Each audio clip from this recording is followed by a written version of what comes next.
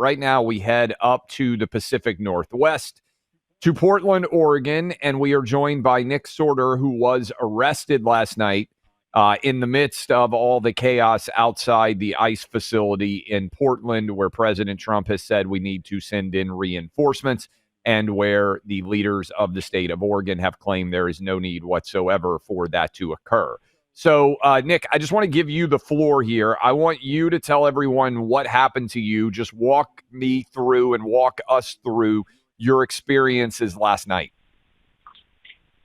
Yeah, I appreciate you guys having me here, and it's still surreal thinking about this, about how this all went down last night. I had said a couple of days ago on X that this city is so messed up that if I were to defend myself, I would be arrested while my assailant would get away, and that's exactly what happened here. I have every right. These people don't understand this. I have every right as a journalist to be on the sidewalk and record what's going on in public. No matter how much they whine, scream, and cry about it, I have every right to do so. And these Antifa thugs have been able to get away with physical violence for so long now that they feel empowered to harass you, to hit you, to break your equipment, and sometimes even mace you. The amount of times I had mace thrown in my face this week has been crazy. Like, I'm surprised I still have vision. And nothing is ever done about any of that, ever. It's when I try to defend myself after 10 people gang up on me and throw me in a flower pit, that's when the police decide, okay, we're going to actually do something for once. So all these theories that we've had about how Antifa has pretty much infiltrated the Portland Police Department, or that Antifa has them by the balls, it was confirmed true last night. I mean, this goes to show that the conspiracy theories, quote unquote, were true. And, it's not going to intimidate me. It's not going to stop me. If anything, I'm going to be more aggressive with it, because now we've got the DOJ involved. Now we've got, national headlines about this. The 6 hours in jail was really worth it for what I think is going to come out of Portland, Oregon now. Okay, let me dive in a couple of things that happened last night. You witnessed them trying to burn a American flag last night, and you stepped in to save the flag, and that certainly antagonized them as well, correct? Absolutely, yeah. That's when they started following me around. I was talking to somebody on the other side of the sidewalk. I saw them set the flag on fire, so I walked over there and I grabbed it. I yanked it out of his hands and put the fire out. And I actually took the flag. I still have the flag. And I immediately went and, I held it for about 10 minutes. And then I brought it to my car and put it in my car. And, I don't feel bad about that. I'm sorry if somebody got their feelings hurt that I put the flames out of the American flag. I'm not going to apologize for that. And I would do it again in a heartbeat. So I knew that I was risking, getting my butt whooped by these people by doing that. But at the time, I didn't care, because it's what needed to be done. I'm so sick of watching these people just desecrate our flag and crap on our country, especially when these same people are, they're waving foreign flags while burning the American flag. I'm fed up with it, as are most Americans. What were you charged with? Have you officially been charged with anything? I know you were arrested and you were held for several hours. What charges are you facing? So it took them an hour to figure out what to charge me with. They had me in the back of the patrol car, sitting on the side of the road while because they basically were like, okay, yeah, we want to take him into custody, but we don't know what for yet. So we'll figure it out as we go. So they arrested me, put me in the back of the car. They started driving around. They pulled over randomly and got out of the car so they could talk to their lieutenant without me hearing it. And that's when they decided they were going to charge me with disorderly conduct. And naturally, I was like, okay, disorderly conduct. Like, okay, what did I do? Tell me what I did. And they're like, oh, well, we don't know that information. We just know that you're being charged with disorderly conduct. So it took until after I was out of jail to see what the official narrative was, because disorderly conduct can mean disorderly conduct 2 in Oregon can mean either blocking a road, blocking a sidewalk, or fighting.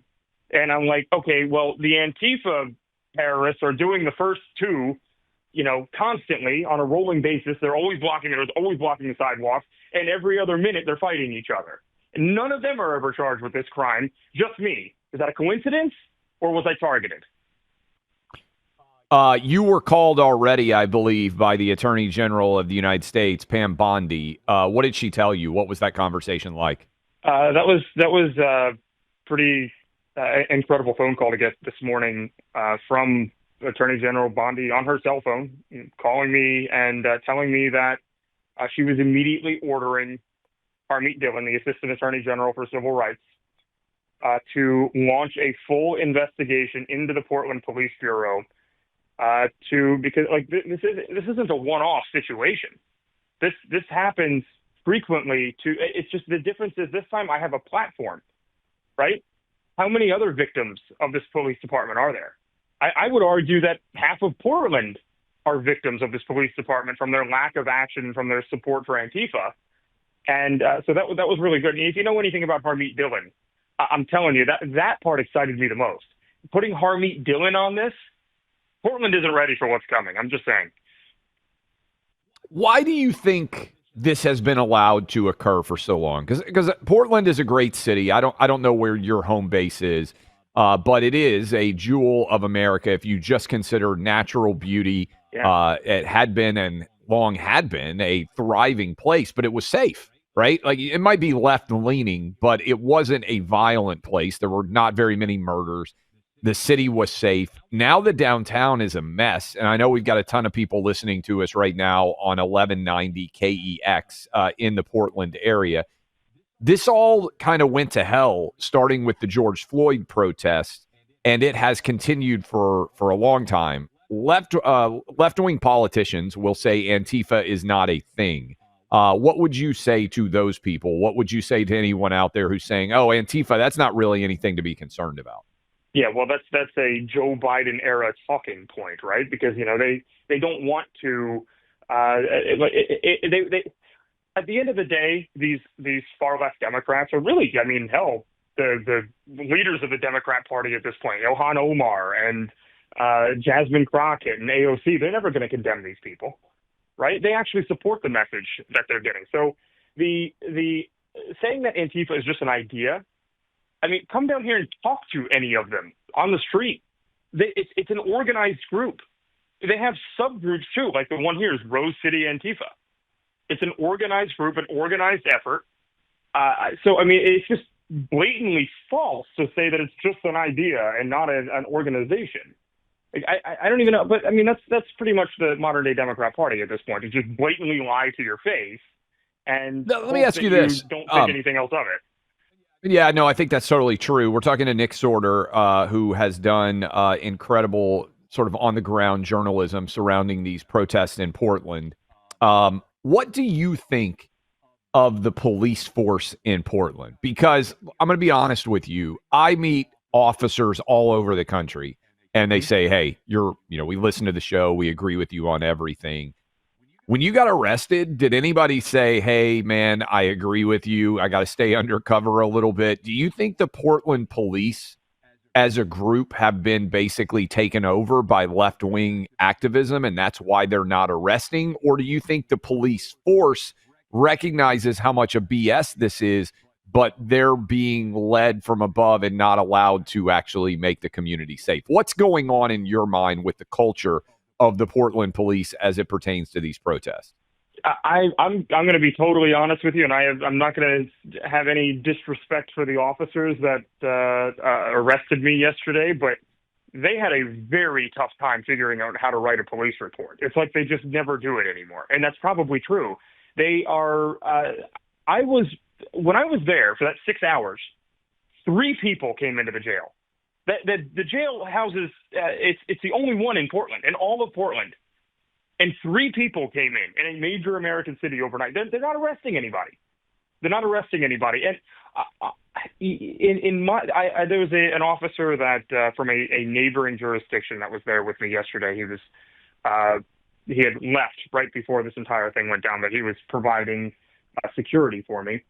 And he went up to some of the officers there in Portland and said, "You guys have no shame. You should resign in disgrace. You should not be following these BS orders that you know are BS, because they're told to stand down constantly. You have these quote-unquote liaison officers that stand there." Bill Malugin posted a video of me being assaulted by these Antifa thugs the other day, and you can see in the background these officers just standing there watching, doing nothing. Because what do you think? They're just following orders. Okay. What do you think would happen, Nick, much of a patriot and just follow orders like that and watch, people get beaten in the street? Like, I'm sorry, I'm not going to follow that order. So yeah. If you have President Trump, the White House, you mentioned you talked with Pam Bondi. Mm-hmm. What should they do to take control of Portland streets? Because it sounds like the governor's not going to allow it. It sounds like the mayor's not going to allow it. But I know there's a lot of people out there that are listening to us right now in Portland that are just saying, much like with what happened with Seattle, hey, we've got to have some sanity come in. What should the White House do? What should the National Guard do? You said nobody's getting arrested. What should happen? Caroline Leavitt is talking about it right now, actually. She is going off on Portland about how they're being ravaged. She's speaking about the arrest and such. Honestly, I think that if you talk to residents here, this is what they want to see. They actually support the idea of the federal government coming in and taking more control here. They're not going to say it publicly because they'll be, harassed and assaulted for it. But okay, all right. Well, sorry, I'm a little bit distracted by Caroline. Kind of a big deal to have the White House talking about your arrest while you're being interviewed on the biggest radio show in the country. So we certainly understand that. I don't mean to pause there, but yeah, but I live in Washington D.C., right, where they act like all these people are not wanting or not liking the federal intervention that's happened there, and that's just not true. Everyday residents love it. They're excited by it. They feel safe. They can walk around again. The people of Portland want the same thing. They just can't say it publicly or else they'll be beat in the street too. Nick, while we're talking to you, Mary Margaret Olahan, I'm sure you're talking about this, but seeing this for yourself, because I can hear Caroline in the background. Mary Margaret Olahan at the Daily Wire says, Caroline Leavitt says, Nick Sortor's arrest should be is unacceptable, and everyone should be concerned that you were arrested rather than the violent rioters in Portland. And so we will let you continue to watch that. We'll be in touch. Are you going to be out in the streets again in Portland? What's your plan now? And do you feel like you're going to be safe? Oh yeah, I've got a lot of patriots coming today, so it'll be good. It'll be safe. Awesome. There are a lot of people flying in just to support me today. So. Well, we appreciate everything you're doing. We know it's a crazy time. We appreciate you making the time to come on with us. Stay safe, and thank you to everybody out there that can be and will be patriots. If people are listening in Portland and they want to support you, what should they do? What could you tell them to do? Honestly, just support me on X. That's what we need the most. Is just support independent journalists. Not even just me. Just people there are a lot of other people, like Katie Davis Court with the post-millennial that just got assaulted with a freaking pipe on the streets of Portland the other day. And, of course, nothing was done about it. The police didn't do anything about it. Like, support independent journalists. That's what needs to happen, because we're the ones that are actually embedded, boots on the ground, risking our own safety and even freedom doing this stuff. So, and, the outpouring of support has been incredible from so many people from around the world. And I appreciate you giving me the platform today. Thank you for coming on with us, and stay safe. That is Nick Sortor. Encourage you guys. You can go follow him. We'll share some of his videos and some of the stories. But again, he was arrested last night at the Antifa attack event, basically the protest that Antifa is putting on surrounding ICE and being talked about right now in the White House as President Trump prepares, I think, to marshal a great deal of resources. So we will talk more about this and continue to break it down for you. In the meantime, if you own gold, you're feeling pretty good this year. Your investment, no matter the size, up around 40% year to date. That's solid appreciation, a sign of our times. When there's unrest in the world, when there's uncertainty in the market, savvy investors turn to gold, and they have for centuries. Gold has held value. And if you want gold to be a part of your portfolio, You can help find out how it makes sense for you by going to Birch Gold. They'll help convert an existing IRA or a 401k into a tax-sheltered IRA in gold. You don't pay a dime out of your pocket. Just text my name, Clay, to 989898 and claim your free info kit. No obligation, just useful information.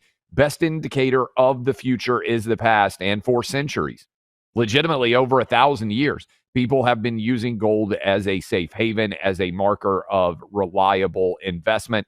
Text Clay to 989898 right now to claim your free info kit on gold. That's Clay to 989898. Protect your future today with Birch Gold. Hey, don't forget to subscribe to our YouTube channel. And be sure to hit that like button.